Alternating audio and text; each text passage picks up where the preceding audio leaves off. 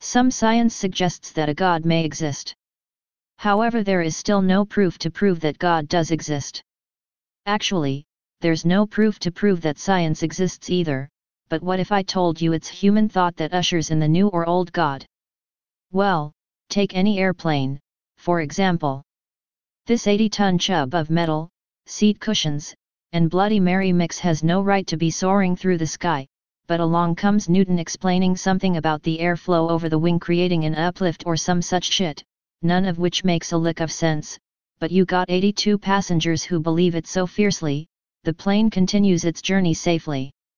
Now, what's keeping the plane aloft? Faith or Newton?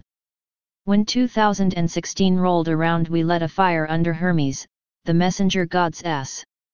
He is the god of science and invention, you know. And that's what we have been doing, inventing our asses off, because we think we can, and so it is. Genesis says we were made in God's image. That's because the gods are us. We have been thinking up higher powers since we first walked on this planet. Once a group of people thinks one into our universes, they're stuck, they do what they do until they have no power. Then walk the earth as lawyers and homeless people, or as we know them here is our little town, the people of the underground.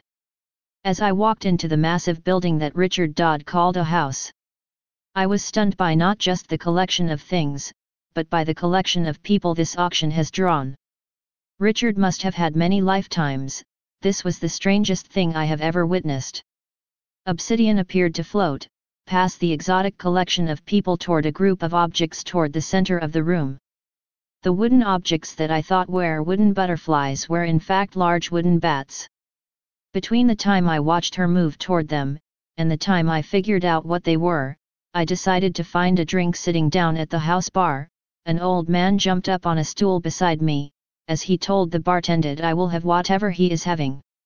Looking in my direction, it then hit me, this was the guy that drove the black car. "We need to talk," he said as the bartender poured his drink. "Stay paranoid, my friends.